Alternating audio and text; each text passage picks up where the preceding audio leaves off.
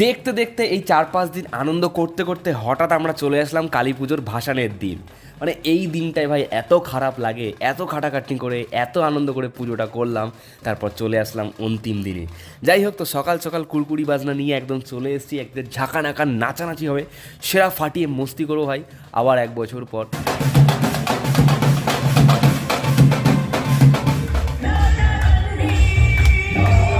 তারপর পাড়ার কাকুরা আর পাড়ার দাদারা, উফ সে কি নাচ ভাই, সে কি নাচ, পুরো ডান্স, বাংলার ডান্স। তারপর ফাইনালি আমরা ঠাকুর ভ্যানে তুললাম। এবার যাব আমরা পুকুরের দিকে, মানে যেই পুকুরে আর কি ভাসান দেবো সেই দিকটায় যাব। তারই মাঝে হঠাৎ দেখা হয়ে গেল একজন কুখ্যাত মাফিয়ার সাথে। কিন্তু মাফিয়া বলল, ভাই আজকে তোর সঙ্গে নাচানাচি করব। তাই আমি জোর জবরদস্তি মাফিয়াকে আমার সঙ্গে রেখে নিলাম। তো আজকে মাফিয়া আর আমি একসঙ্গে নাচবো। আর পাড়ায় এদিকে টুকটাক হালকা পাতলা ভালোই ভিড় হয়েছে, যেহেতু দুপুরবেলা, সেই কারণে লোকজন কম। যাই হোক, কম লোক নিয়ে চলাই ভালো, কিন্তু ভালো লোক থাকুক সঙ্গে, এটুকুই চাই। যাই হোক, তো চলো এখন যাচ্ছি আমরা পুকুরের দিকে, এখন গিয়ে ভাসান দেবো মায়ের অন্তিম যাত্রা। সত্যি এই দিনটা খুবই খারাপ লাগে, এতগুলো দিন আমরা খাটাখাটনি করে পুজোটা করি, তারপর যখন মায়ের চলে যাওয়ার দিন আসে সেদিন খুবই খারাপ লাগে।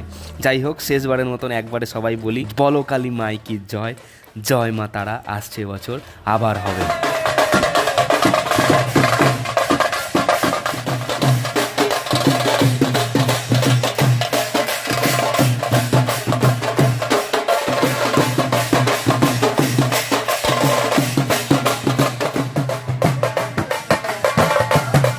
এই হচ্ছে আমাদের সেই বিখ্যাত পুকুর, যেখানে সমস্ত ঠাকুর বিসর্জন দেওয়া হয়। তো ফাইনালি আমরা সেই পুকুরের সামনে চলে আসলাম। আর এখন যে কাকু ঘট নিয়েছেন মাথায়, উনি এখন জলে নামবেন সবার প্রথমে।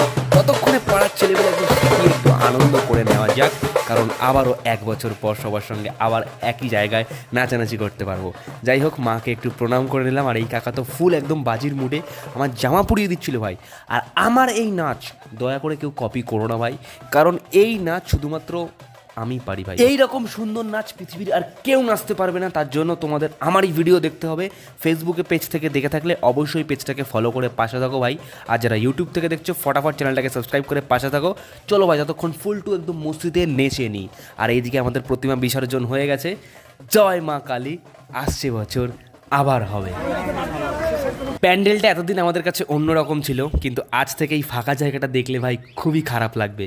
আর বিসর্জন শেষে আমাদের এখানে বুফে সিস্টেমে খিচুড়ি প্রদান করা হচ্ছে, মানে খিচুড়ি ভোগ রান্না করা হয়েছে সবার জন্য, সবাইকে দেওয়া হচ্ছে গরমাগরম খিচুড়ির সাথে গরমাগরম মিষ্টি, একদম বুফে সিস্টেমে সবার জন্য। চলো ফটাফট আমরাও গরমাগরম খিচুড়ি আর মিষ্টি নিয়ে নিই একদম বুফে সিস্টেমে। আর এখান থেকে নিয়ে নিয়েছি গরমাগরম খিচুড়ি। আর এই খিচুড়ির টেস্ট কোনো রিভিউ হয় না, কোনো ক্ল্যারিফিকেশান হয় না। ভোগের